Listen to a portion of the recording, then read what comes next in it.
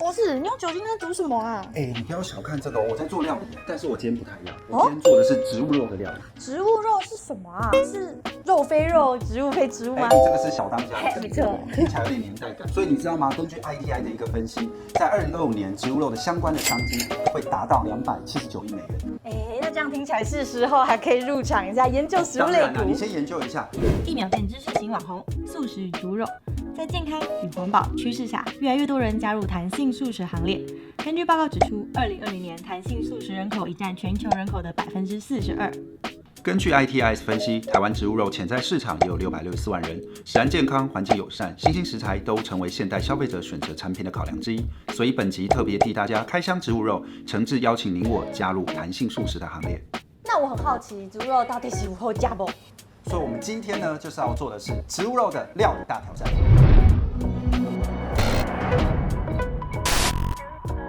那我们欢迎我们今天的2位小当家入场。欢迎，请2位小当家自我介绍。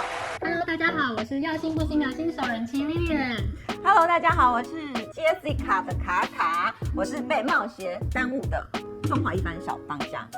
2位今天要带来什么样的拿手好菜呢？我擅长的是西式料理，像是烤箱料理的焗烤或是披萨等等。那你呢？中式料理。中式料理。好，那因为我们今天是要用植物肉来做一个挑战，所以为了要增加我们的点阅数，所以我们要挑战1日3餐。所以我们要请2位小当家帮我们介绍一下他待会要做的菜是什么。那我们从Lilian开始。好的，我带来的是西式菜色，早餐是欧陆培根佐洋蕈，有鸡蛋达云朵吐司。那午餐的部分呢是鲜摘田园野菜佐菌菇咸派。晚餐的话呢是地中海风味严选鲜尾鱼 tapas。那 Jessica 的卡卡，你听到她的名字，你有没有吓一跳？相当震撼。相当震撼。那你要做什么？中式要做什么？帮我们介绍一下。早餐是用尾鱼做陈鱼落雁养生粥。是。午餐用绞肉做什么？白子千孙庆团圆。你现在跟他 PK 吗？那你的晚餐呢？我的晚餐是这个。哦，晚餐是这里，晚餐是不得了，冒险米其林料理是什么？彰显不凡培根烧。好，很好，这个不管中式跟西式听起来都很浮夸，但是下一个阶段我要先计时一下，大家给我一点时间。在计时之前呢，我请导播给我节奏，3、2、1。在比赛之前，在厨房偷闲，在这个时刻是我们的工商时间。本节目由摘之味实业、松针生物科技与新时辰赞助播出。好多早餐在这里，这个是培根吗？它是我们的植物肉培根哦。哇，看起来跟真的一样哎。那我们来提一下台湾的吃素风潮。1秒变知识型网红，台湾吃素风潮。吃素人口本来在台湾就不是少数，台厂凭借着优异的食品加工技术，在全球素食市场上占有一席之地。台湾业者的产品不仅兼顾天然健康，口感真实，且各家独门调味。简单来说，就是 CP 值超高啦。那其实大部分的食材都不用特别准备，就是洋菇跟番茄切成片。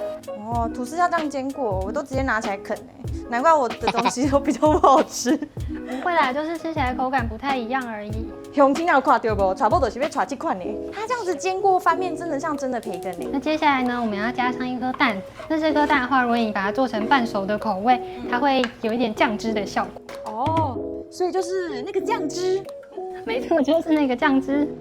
然后最后就是趁我们的蛋还是热的时候，酱汁流出来了，放上我们的起司片，用蛋的余温去加热这个起司片。哇，热腾腾出炉。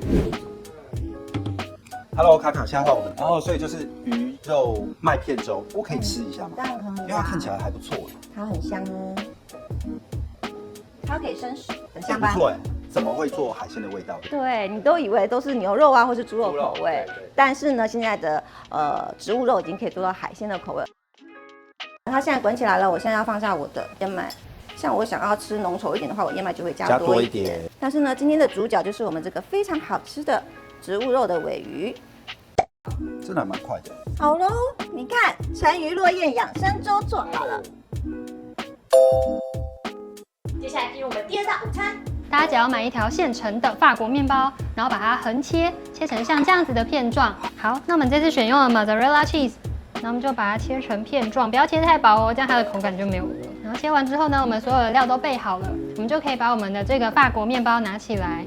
然后抹上我们这个植物肉的尾鱼抹酱，放上我们的 mozzarella cheese， 然后再叠上我们的番茄片。耶，我完成了我的。还有一个黑胡椒哎，它是不好意思，那是前一道菜忘记拿走了。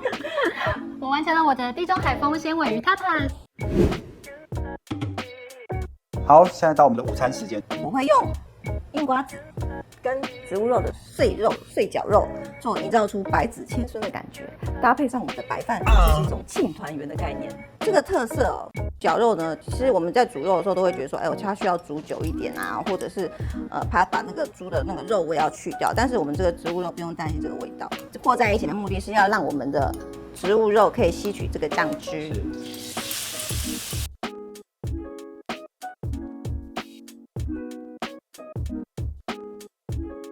所以第二道是百子千孙庆团圆。哎，到了我们的晚餐时间。好，那我们第一步要开始做什么呢？我们第一步的话就是要先开始炒我们的馅料。那我们在炒的时候可以先放就是菜类的东西，因为它们比较不容易熟。那像我们的植物肉、绞肉就可以最晚下哦。植物肉不是也是植物吗？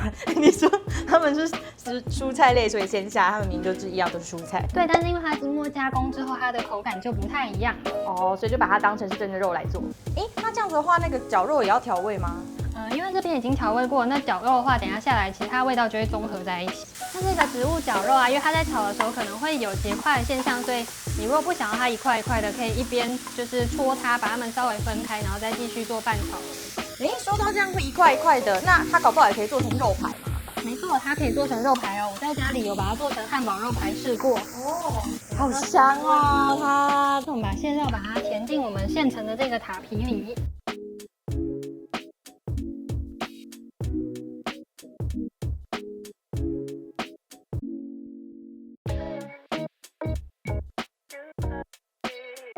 我们时间快到了，你赶快抓紧有限的时间。结束了吗？结束了吗？快点要到哦，好了吗？好，终于完成了，恭喜你！我们最后一道菜也完成了。那我们这道菜是我们的鲜菜眼，它是叫咸菜啦。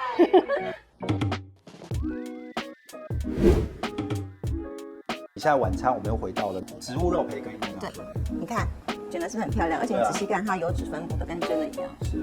好，在我们卡卡做最后一道菜的同时呢，别忘了我们还有最后一段的1秒变知识型网红。1秒变知识型网红。植物肉不仅无激素、无抗生素、无基因改造、无防腐剂，且零胆固醇又低脂肪。另外，部分产品还会添加营养素，如维生素 B 群、维生素 C 等，让民众吃得更健康。同时，台湾业者于制程上也是严谨以对，国际认证一样也不少，让民众吃得更安全。有培根的味道了哦。哎，你现在要做什么？因为培根肉本身没有什么咸味，所以呢，我需要用酱汁来调味。然后基本上就是呢，酱油、乌醋跟糖来做提味。好喽，我们最后一道菜叫什么名字？彰显不凡培根烧。完成。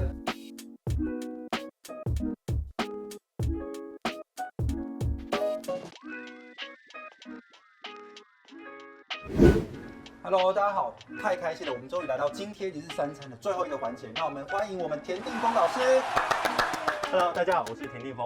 我去年出了一本书《风蔬食》，吃遍全台湾的蔬食餐厅，然后品鉴了非常多的美食，然后自己就做了一个蔬食平台 Mr. 丰田。然后今天很高兴呢，能够来这里跟大家来分享这些蔬食的体验。那我觉得呢，植物肉其实可以有非常多的变化。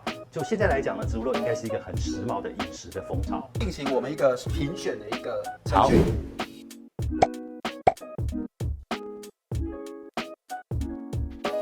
哇，你这个太像了吧！你这有海的味道哎。这个培根，我觉得搭豆腐其实是很有创意的。哇，这个早餐好丰盛哦。我觉得口味很清爽，然后呢又有不同的层次在里面。我觉得比荤的好吃。荤的呢通常都会比较油腻，就是大概吃一口进去就觉得有点那个腻感会出来，这个很厉害。激烈的试吃与评选之后呢，我们有请田老师来为我们公布今天的 MVP。哇，我觉得这是一个很难的工作，你知道吗？因为我觉得两边呢都各有他们很厉害的地方。那它的粥啊，我印象非常的深刻。那它的咸派我也觉得很厉害。然后呢，但是咸派呢常会觉得有种腻感。那他怎么去克服那个腻感？我觉得这个是一个很有创意的一个做法。所以我觉得在创意上面呢，他会得分。那所以意思就是说，今天最后的优胜者，田老师认为是我们的 Lilian。今天的的网红实验室就到这边喽，请大家持续锁定我们下一集，我们下次见，拜拜。拜拜。